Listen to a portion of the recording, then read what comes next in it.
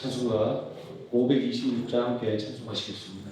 찬송가 526장입니다.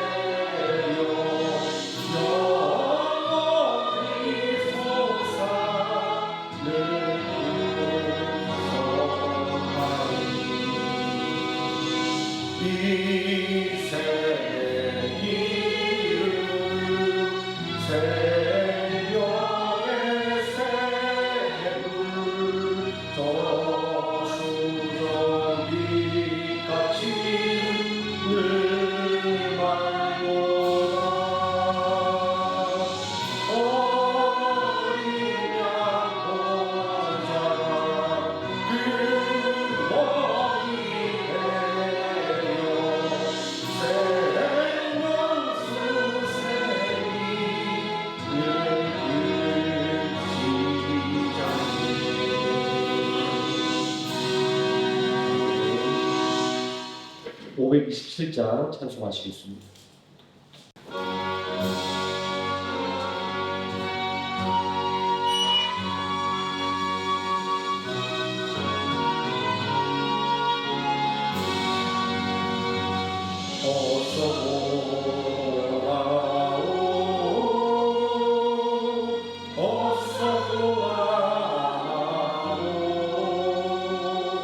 지은 죄가 무리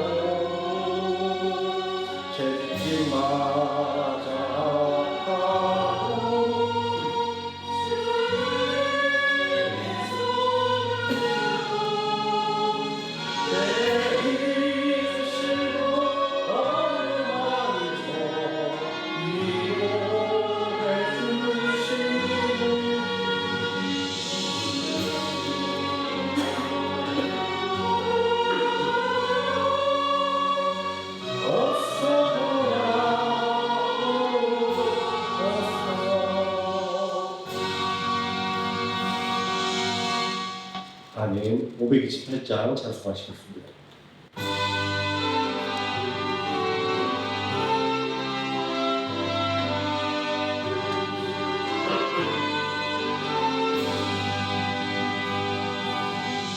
예수가 우리를 부르는 소리 그 음성 부드러워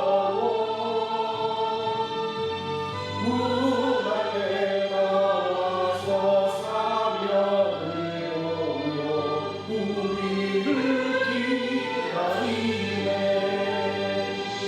오라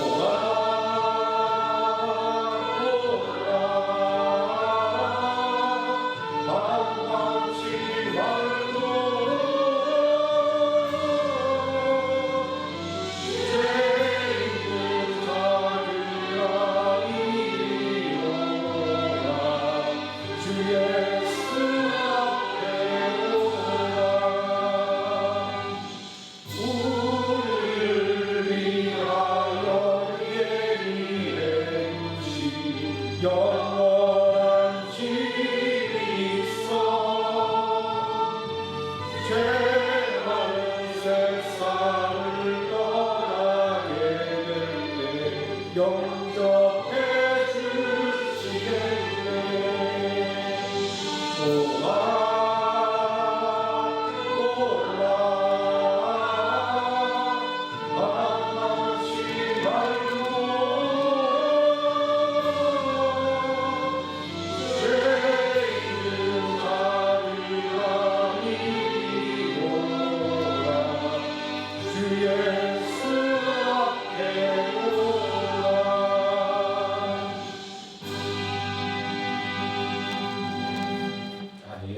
사도신경 하심으로 신앙 고백드리겠습니다.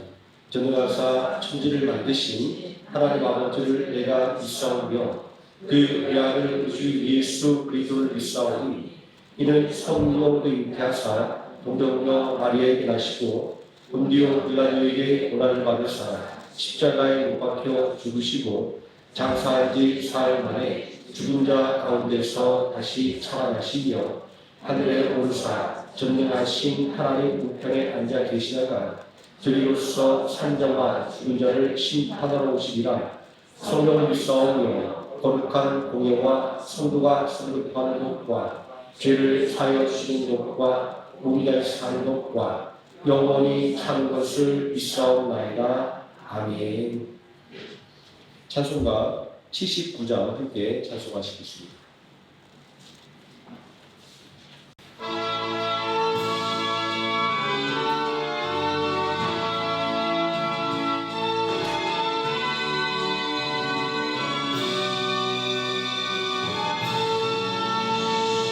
주 하나님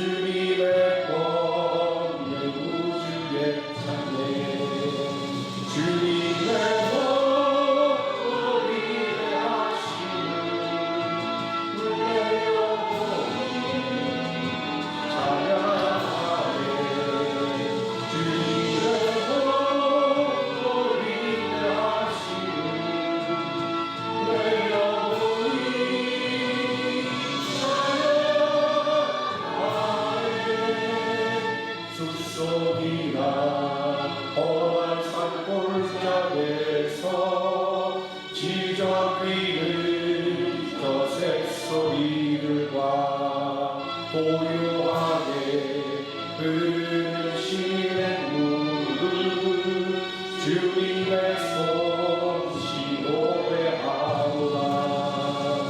주님의 위대하심을 내 영혼이 찬양하네. 주님의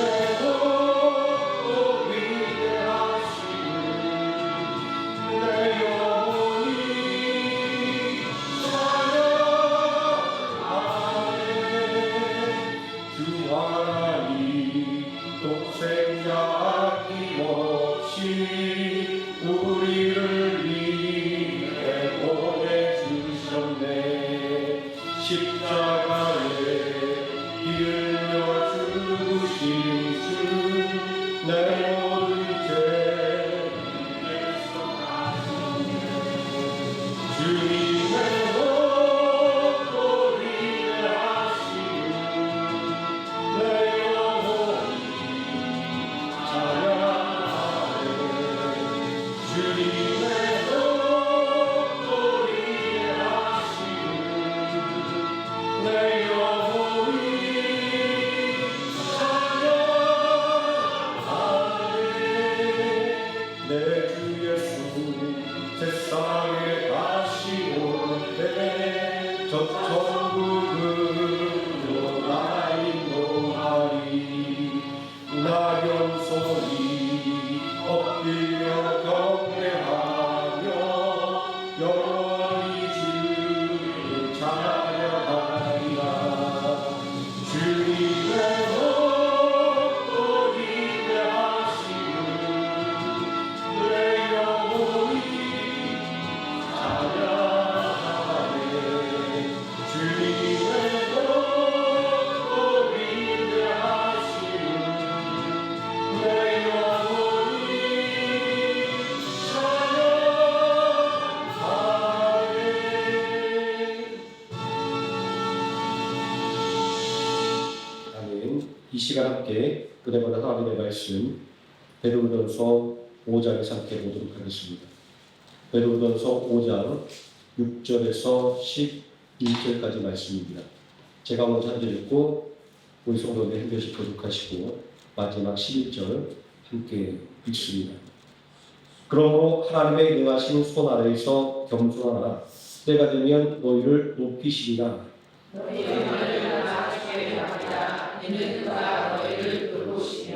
근신하라 깨어라. 너희 대적 마귀와 울음사자같이 두루다니며 삼킬 자를 찾나니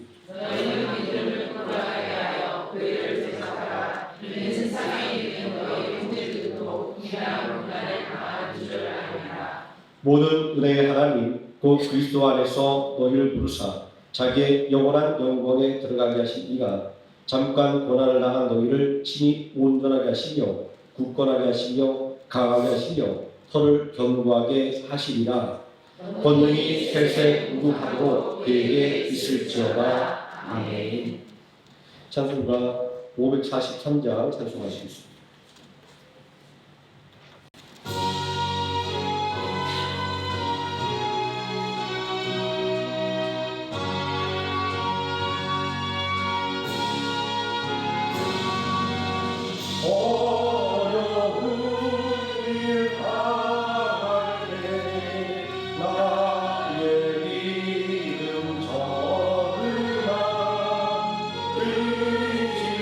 근심하는 내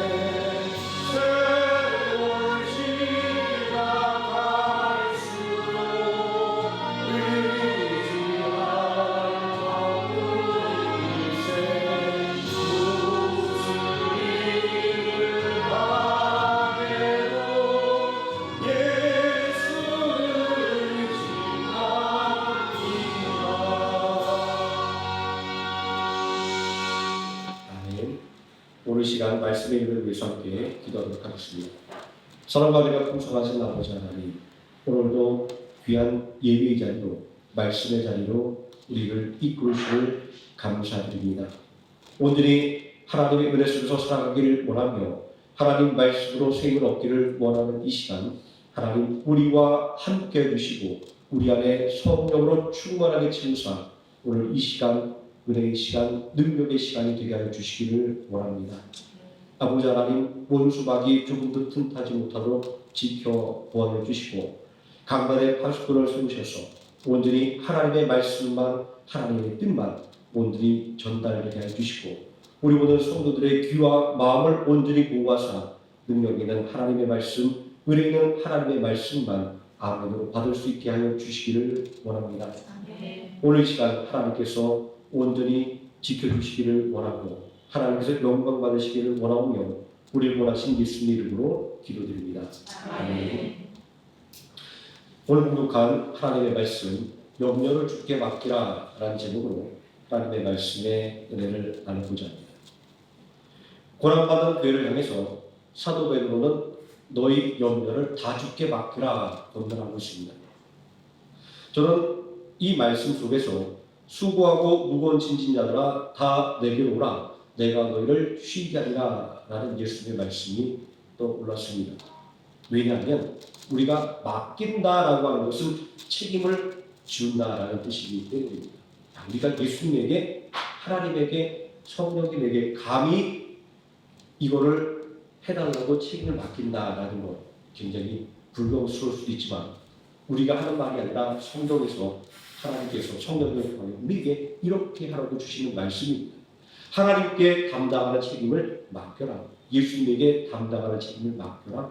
성령에게 담당하는 책임을 맡겨라 라고 이렇게 말씀하고 있기 때문입니다. 또 게다가 본문에서 보면 염려를 다 주께 맡기는 이유를 주님께서 돌봐주시기 때문이다 라고 말씀하고 있습니다. 이 말씀이 의도하는 것은 염려라고 하는 것은 스스로 해결할 수 없다라는 것을 깨달으라라는 말입니다.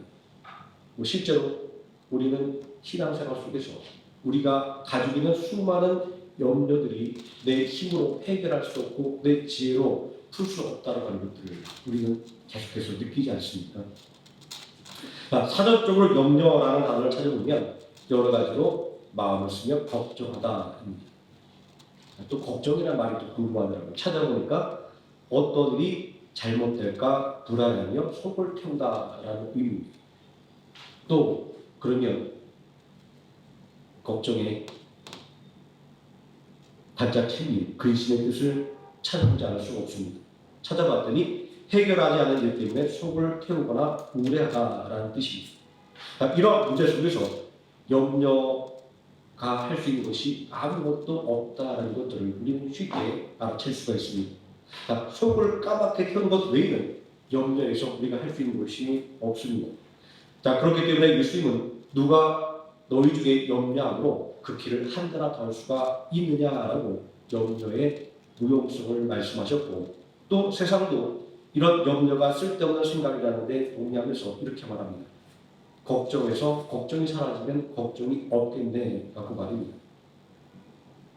하지만 그럼에도 불구하고 우리가 가지고 있는 염려는 무엇을 먹을까, 무엇을 마실까, 무엇을 입을까 입니다. 이 의식주의 문제는 우리의 삶의 밑바닥을 형성하고 있는 가치입니다. 그렇기 때문에 당면한 고난에서 구원받기를 간절히 사모하는 생활의 염려라고 하는 것을 우리는 결코 떨쳐버릴 수는 없는 것입니다.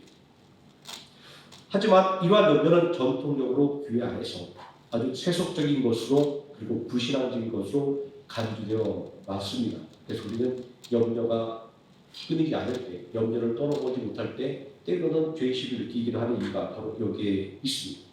하지만 누가 뭐라고 해도 이러한 염려에서 잠들 수 있는 사람은 한 사람도 없습니다. 그리고 이 염려의 문제를 해결하지 못하고 믿음의 성장을 이뤄낼 수도 결코 없습니다. 오죽하면 잠언 30장 8절에서 9절 말씀에 나로 가난하게도 마옵시고 부하게도 마옵시고 오직 필요한 양식으로 내게 먹이시옵소서. 혹 내가 배불러서 하나님을 모른다 여호와가 누구냐 할까 하며 혹 내가 가난하여 도적질하고 내 하나님의 이름을 욕되게 할까 두려워함이니라 이렇게 기대하고 있지 않습니까? 또 믿음의 사람 다윗도 시편 30편 9절에서 내가 무덤에 내려가면 지금의 나의 피가 무슨 유익이 있으며 진토가 어떻게 주를 찬송하며 주의 진리를 선포하리까라고 당면한 삶의 고난에서 구원받기를 간절하게 소망하며 부르짖고 있는 것을 우리는 볼 수 있습니다.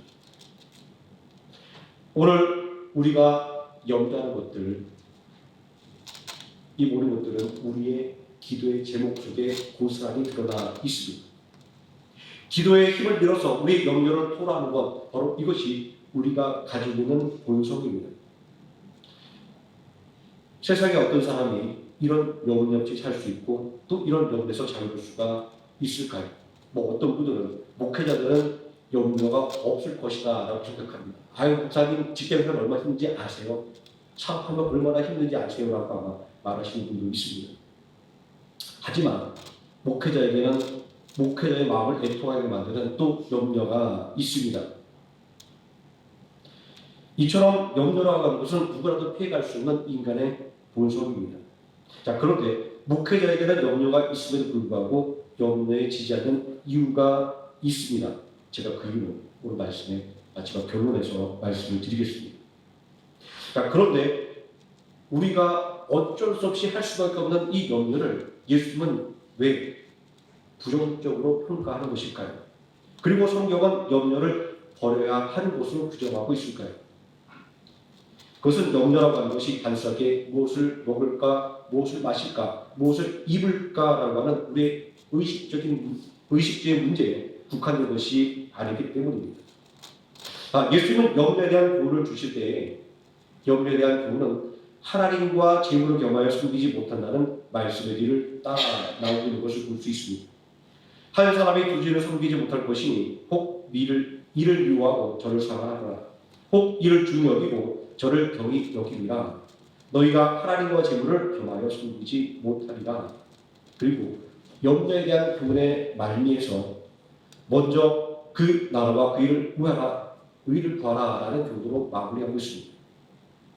그런즉 너희는 먼저 그의 나라와 그 일을 구하라. 그리하면 이 모든 것을 너희에게 더하시리라. 우리는 이러한 예수님의 염려에 대한 교훈 속에서 우리의 염려와 우리의 신앙은 아주 밀접한 관계에 있다는 것을 알 수 있습니다. 또 당면한 고난 가운데 있는 교회를 향해서 주어진 염려를 주께 맡기라는 교훈은 염려와 이 염려의 문제가 교회의 존립과 밀접한 관계가 있다는 것을 알게 됩니다. 초대교회가 안고 있던 염려는 외적으로는 고난과 핍박이었습니다. 그리고 내적으로는 양육과 섬김에 대한 고민이었습니다. 이 문제를 해결하지 못하면 옛날에도 그랬고 지금도 그렇고 교회가 설 수 없고 성도들의 믿음도 바로 설 수 없습니다. 비록 염려가 부정적인 의미를 가지고 있지만 염려 그 자체로는 문제가 되지 않습니다. 염려가 문제가 되는 것은 마귀가 틈을 타는 통로가 되기 때문입니다. 광야의 길을 걸었던 이스라엘 백성들을 생각해보면 이런 사실을 분명하게 확인해 볼 수 있습니다. 마시는 분에 대한 염려는 마침내 하나님을 원망하게 만들었고 하나님을 시험하게 만들었습니다. 먹을 음식에 대한 염려는 하나님의 은혜를 아주 하찮게 여기게 만들었고 하나님을 원망하게 만들었습니다. 왜냐하면 염려라고 하는 것은 의심과 탐욕을 불러일으키는 통로가 되기 때문입니다. 본문 말씀도 이러한 염려의 문제를 지적하고 있습니다. 8절 말씀을 보니까 근신하라 깨어라 너희 대적 마귀가 우는 사자같이 두루다니며 삼킬 자를 찾나니 라고 말하고 있습니다.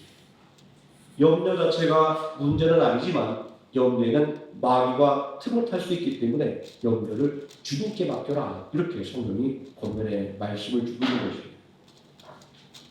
염려라고 하는 것은 쉽게 표현하자면 우리 마음에 찾아오는 걱정과 근심입니다. 하지만 이 염려를 방치하는 것은 불법적인 욕망을 키우게 됩니다. 생활에 대한 염려가 커지면 불법도 그럴 수밖에 없는 행위였기 때문에 정당한 것이다 라고 말합니다. 우리는 며칠 굶은 사람이 그 배고픔을 해소하기 위해서 물건을 훔치는 뉴스를 가끔 보게 됩니다.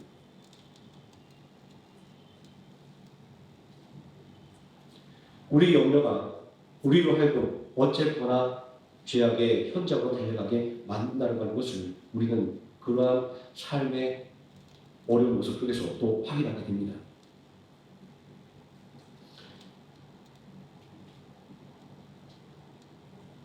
나로 가난하게도 마옵시고 구하게도 마옵시고 오직 필요한 양식으로 내게 먹이시옵소서. 혹 내가 배불러서 하나님을 모른다 여호와가 누군가 할까오며 혹 내가 가난하고 도적질하며 내 하나님의 이름을 욕되게 할까 두려워하니이다라는 잠언의 교훈은 염려가 어떻게 죄로 발전하게 되는지를 우리에게 잘 알려주고 있는 말씀입니다. 이처럼 염려의 위험성은 마귀가 틈을 탈 수 있기 때문입니다. 우리가 염려를 주님께 맡게 되는 이유가 바로 여기에 있습니다.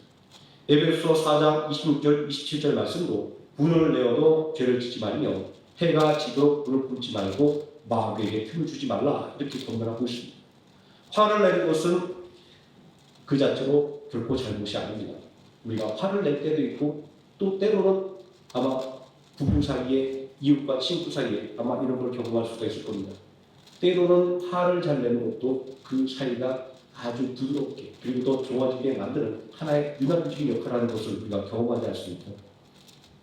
그런데 화를 내는 것 자체가 잘못은 아니지만 화를 풀지 못하면 마귀가 튼튼한 통로가 돼서 죄를 짓게 된다라고 하는 겁니다.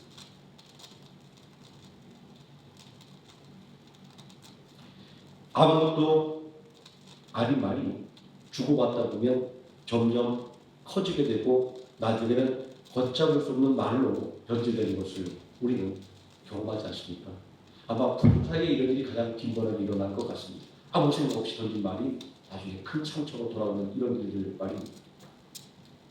어떤 분이 베드로전서 5장에 고난 중에 있는 그에게 주는 권면이다라는 제목을 붙여 보았습니다. 이 제목을 보면서 말씀을 읽으면서 아주 적절하다라는 생각을 했습니다. 이 제목처럼 베드로전서를 받아든 소아시아에 있는 교회들은 시시각각 다가오는 고난 속에서 당근한 문제들을 해결하기에 아주 급급했습니다. 내 코가 석자인이라는 속담처럼 내 일도 막막한 처지라 남의 고통이나 슬픔을 돌볼 겨를이 없는 상황이었습니다. 하지만 고난받는 그에게 주어진 권면은 염려를 주께 맡기고 그를 돌보라라는 것이었습니다. 이 권면은 구체적으로 장로들은 교회를 위하여 수고하고 젊은이들은 순종과 겸손을 함께 동참하라라는 것이었습니다. 고난의 때 교회를 위해서 수고의 본을 보이고 또 수고의 순종과 겸손으로 동참할 겨를이 있을까요? 이건 정말 어려운 일입니다. 그럼에도 불구하고 이러한 권면이 교회에 주어지는 것은 교회에는 주어진 사명이 있기 때문입니다. 교회는 예수 그리스도의 이름으로 모이는 곳입니다. 교회의 모임은 분명 예수 그리스도입니다. 이런 교회의 정체성이 의미하고 있는 것은 교회는 예수 그리스도를 전하는 구원의 방주가 되어야 한다는 것입니다. 노아와 그의 가족들이 하나님의 말씀에 순종하여 120년 동안 인내하며 방주를 지었던 것 같이 교회는 고난을 인내해 나가며 하나님의 구원을 선포하는 방주가 되어야 한다는 것입니다. 노아와 그의 가족이 방주로 말미암아 구원을 받은 것처럼 교회는 예수 그리스도와 함께하는 구원의 방주가 되어야 한다는 것입니다. 이러한 교회의 사명을 자각하고 마음만에 새겼던 교회는 예루살렘에서 일어난 스데반 집사의 순교라는 환난으로 인해서 흩어질 수밖에 없었지만 지리멸렬하지는 않았습니다. 흩어진 교회는 마치 그렇게 계획을 짜 놓았던 것처럼 가는 곳마다 복음을 전하며 새롭게 세워지는 역사를 만들어냈기 때문입니다. 이러한 복음의 역사가 일어날 수 있었던 이유는 모든 염려를 주님께 맡길 수가 있었기 때문입니다. 비록 환난 때문에 흩어졌지만 환난을 염려하지 않을 수 있었던 것은 주님께 염려를 다 맡길 수가 있었기 때문입니다. 우리 지난주에 베트남 소수민족 기독교인으로 이루어진 카리스 찬양단의 찬양을 들었습니다. 그냥 노래가 아니라 그들의 신앙이 그대로 드러나는 그 찬양을 들을 때 우리 마음속에 감동을 넘어서 용기가 솟아오르는 것을 느낄 수가 있었습니다. 이들이 찬양으로 믿음을 고백할 수 있었던 것은 세상의 모든 염려를 주님께 맡기고 온 힘을 다해서 복음을 전한 선교사님들의 헌신이 있었기 때문입니다. 제가 베트남에 처음에 왔을 때 이제는 은퇴하신 원로 목사님에게 들은 이야기입니다. 아마 이야기가 좀 두서없이 나갈 수가 있습니다. 좀 이해를 해주시고 잘 들어주시면 좋겠습니다. 베트남의 기독교 인구가 10% 정도 되는데 9%는 카톨릭 교인입니다. 개신교 기독교 인구는 약 1% 정도 되는데 그 중에서도 소수 민족이 대다수를 차지하고 있습니다. 몇 년 전에 남쪽에서 방문했던 퇴행강의 몽종마을은 주민의 95% 이상이 예배에 출석하는 그런 동네였습니다. 그냥 100%다 기독교인이라고 말할 수 있는 그런 동네였습니다. 그렇게 된 이유는 소수 민족들에게 선교가 더 집중적으로 이루어진 이유도 있지만 중국과의 국경 분쟁에서 양국 국가가 총력전을 펼치면서 사상전의 일환으로 종교를 전면에 내세운 결과였다는 말을 들었습니다. 중국은 베트남과 국경 지역에 불교 사찰을 세우고 불교를 장려했고 베트남은 이에 맞서서 중국과의 국경 지역에 교회를 세울 수 있게 하는 등의 종교의 자를 주어서 기독교 선교가 아주 활발하게 일어날 수 있게 했다라고 합니다. 그래서 국가의 혜택에 사각적인 사람들을 달래기 위해서 그들에게 종교의 자유를 허락해 주었다라는 그런 이야기였습니다. 그래서 이런 이유로 소수민족들은 그들의 신앙의 자유와 정치 경제적인 혜택을 맞바꿨다라는 그러한 평가도 있었다라는 얘기를 제가 원로 목사님에게 들었던 기억이 납니다. 무엇이 그들에게 더 큰 이익이 되고 유익이 될지는 아마 우리 마음속으로 각자 생각이 다를 수도 있을 겁니다. 베트남에서 소수민족은 아주 심한 차별을 받습니다. 정치적으로, 경제적으로 소외되어 있습니다. 이러한 감독의 물이 얼마나 깊은지 현지 선교라는 선교사님의 말에 의하면 심지어는 베트남의 주류를 이루는 인격과 또 소수민족 기독교인들은 함께 예배를 드리지 않을 정도라고 합니다. 이 문제가 얼마나 심각하냐면 소수민족 출신의 기독교인들이 도시로 나와서 직장을 다니면 신앙생활을 할 수 없게 된다는 겁니다. 그 사이가 너무 안 좋아서 끼고 교회에 가서 예배를 드리지 않는다는 겁니다. 그래서 명절에 교황에 돌아갈 때만 교회에 나가는 실정이다 보니 신앙을 유지하는 것도 굉장히 힘든 상황이다 이렇게 이야기합니다. 또 도시로 나와서 교육받은 교회 지도자들이 다시 고향으로 돌아가지 않는 경우가 대부분이라고 합니다. 그래서 이런 상황 속에서 선교사님들은 새로운 선교 모델에 대한 고민을 할 수밖에 없는 상황이 되었다라는 말씀을 제가 들었습니다. 이런 염려에 우리가 빠져버리면 선교 사역은 유지될 수가 없습니다. 실제로 이러한 현지 사정에 실망해서 수많은 교회와 그리고 선교단체가 선교에서 철수를 했다라고 합니다. 선교라고 하는 것은 눈에 보이고 손에 잡히는 결과를 당장 만들어내는 것이 아니기 때문입니다. 이 모든 염려를 주님께 맡기고 묵묵히 복음의 씨앗을 뿌릴 때 선교의 열매를 맺을 수가 있는 것입니다. 한국 교회 사역에 보게 되면 평양의 대동강에서 참수형으로 순교당한 토마스 선교사는 마지막 순간에도 모든 염려를 주님께 맡겼습니다.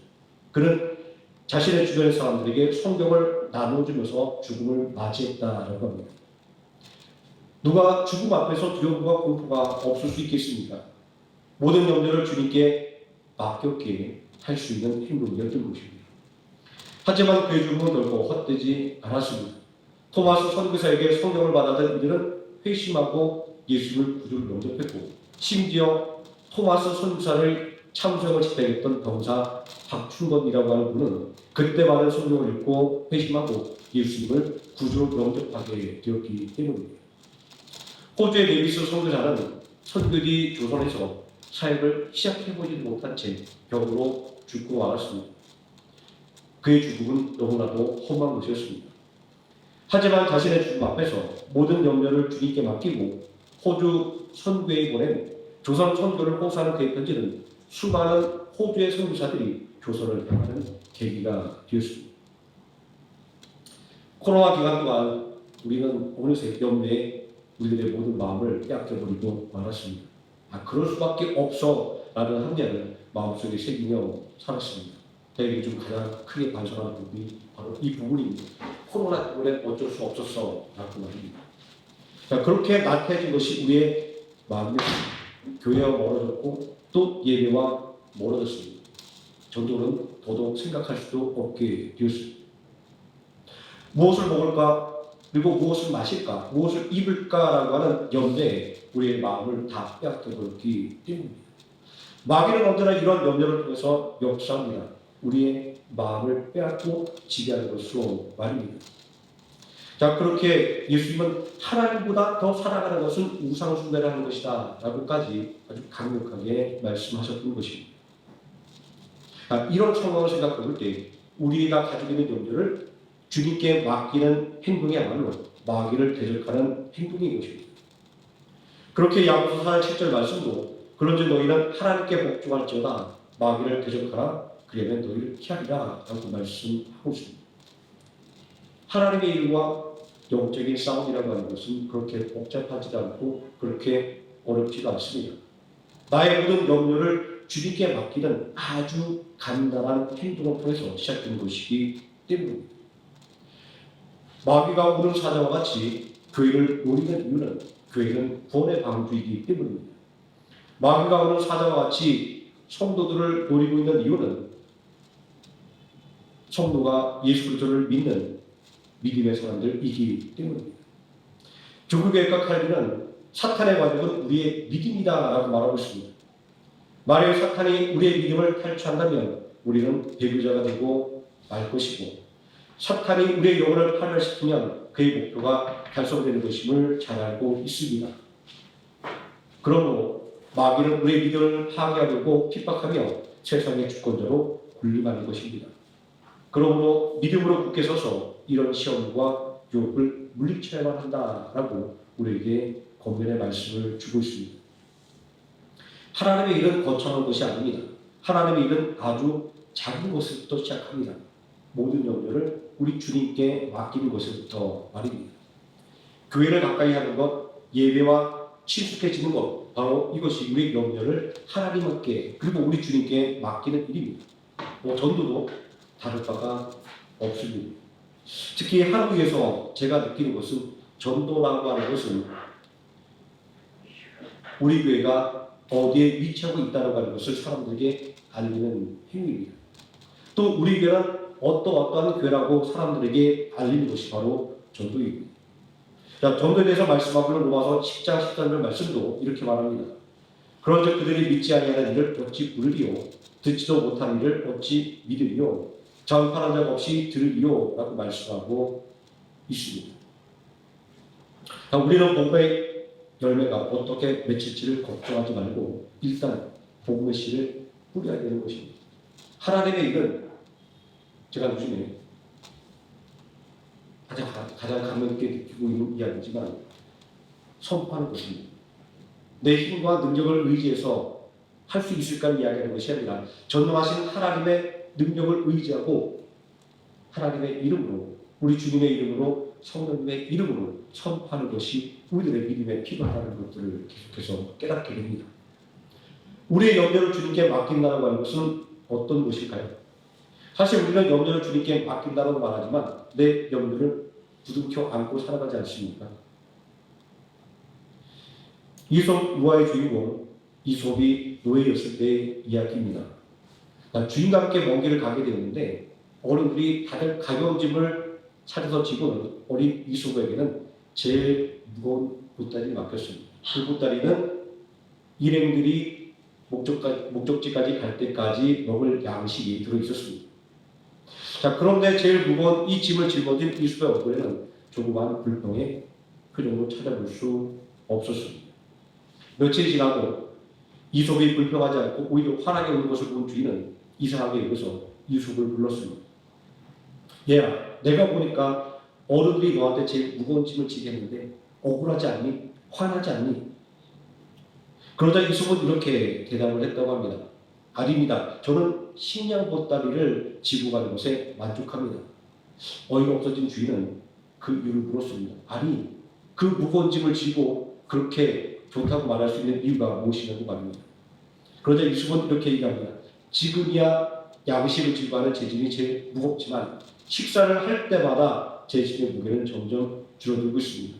아마 내일쯤이면 이곳에서 제 짐이 제일 가벼워질 것입니다. 이러한 이솝의 이야기는 염려를 주님께 맡기는 방법을 깨닫게 해줍니다.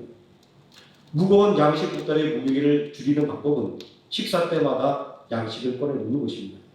아침에, 점심에, 저녁에, 오늘 그리고 내일 말입니다.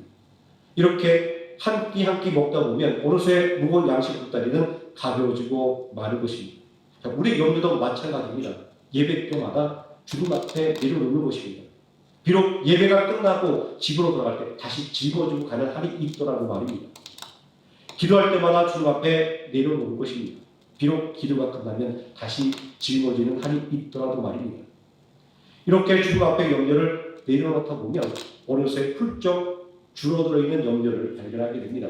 어느새 사라진 염려를 깨닫고 놀라고 합니다. 이제 제가 앞에서 말씀드렸던 목회자가 염려에 지지 않는 이유를 말씀드리겠습니다. 목회자도 사람인데 어떻게 염려가 없겠습니까? 어떻게 낙심하는 일이 없겠습니까? 무엇을 먹을까, 무엇을 마실까, 무엇을 입을까 라고 하는 원초적인 문제에서 자유로울 수가 없습니다. 현실만 보면 염려가 넘치고 넘칩니다. 해결 방법은 절대로 없는 것 같습니다. 그런데 목회자는 싫던지 좋던지 상관없이 의무적으로 예배를 인도해야 됩니다. 그래서 귀찮아도 열심히 정해놓고 성경을 읽어야 되고 힘들어도 설교 말씀을 준비해야 되고 힘들어도 어쩔 수 없이 기도할 수밖에 없는 그런 위치에 있습니다.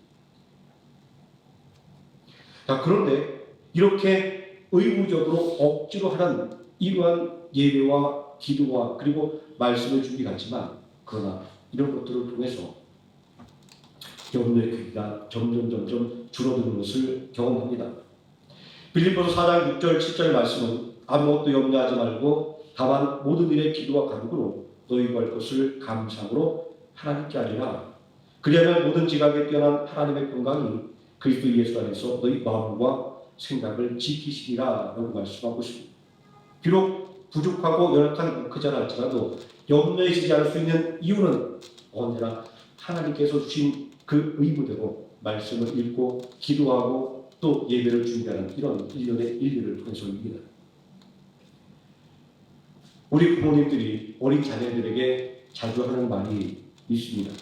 너는 걱정 말고 공부만 열심히 해. 너는 걱정 말고 건강하게만 자라다오 라는 말입니다. 이 말은 부모가 자녀의 모든 것들을 책임져 주겠다라는 말입니다. 자, 그런데 어린 자녀들이 이 말에 순응하는 것은 부모님에게 분명히 나의 모든 것을 책임져 줄 능력이 있기 때문입니다. 염려를 주님께 맡기라고 하는 것은 주님께서는 우리의 염려를 해결해 줄 능력을 다 가지고 있기 때문입니다. 본문 7절 말씀 보니까 너희 염려를 다 주께 맡기라. 이는 그가 너희를 돌보시리라. 이렇게 진도하고 있습니다. 믿는 자의 아버지신 하나님의 말씀을 순종해서 우리의 염려를 주님 앞에 다 맡길 때에 주님께서는 우리들의 마음에 찾아오셔서 우리들의 마음을 만져주시고 또 우리들의 근심을 기쁨으로 변화시켜 주실 것입니다.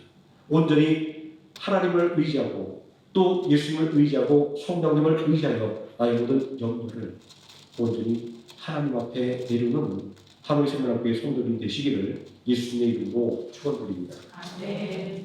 기도하시겠습니다. 전능하신 아버지 하나님, 우리에게 수많은 염려들이 넘치고 넘칩니다. 그러나 주님 우리에게 말씀하셨습니다. 모든 염려를 주께 맡기라. 주님께서 돌보시리라.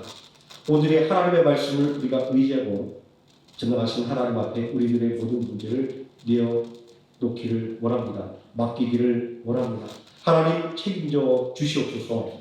예수님의 이름으로 기도드립니다. 아멘. 찬송가 545장 찬송하시겠습니다.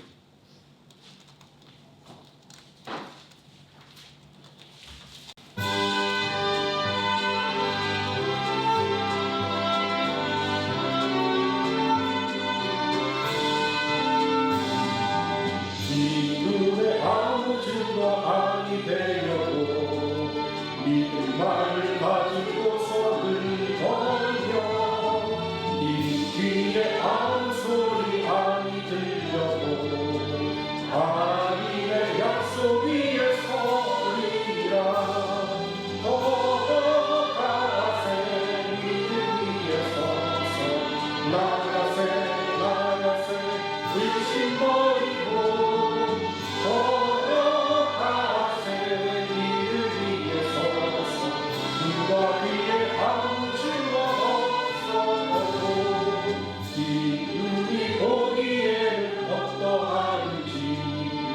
이미 얻은 증거대로를 믿으며 이 맘에 의심 없이 살아갈 때에 우리 소원 주 안에서 이루리 걸어가세 믿음 위에 서서 나가세 의심 버리고 걸어가세 믿음 위에 서서 위에 아무 증거 없어도 주님의 거룩함을 두고 맹세한 주 하나님 아버지는 참 믿구나 그 귀한 모든 약속 믿는 자에게 눈치는 발무슨 일이 있을까 걸어가세 믿음 위에 서서 의심 버리고 걸어가세 믿음 위에 서서 누가 위에 아무 증거 없어도 아멘. 주기도 원하시겠습니다. 하늘에 계신 우리 아버지여 이름이 거룩하기를 받으시오며 나라의 임하옵시오며 뜻이 하늘에서 이루어진 것 같이 땅에서도 이루어지이다. 오늘날 우리에게 일용할 양식을 주옵시고 우리가 우리에게 죄진 자를 사하여 준 것 같이 우리 죄를 사하여 주옵시고 우리를 시험에 들게 하지 마옵시고 다만 악에서 구하옵소서. 내게 나라와 권세와 영광이 아버지께 영원히 있사옵나이다. 아멘.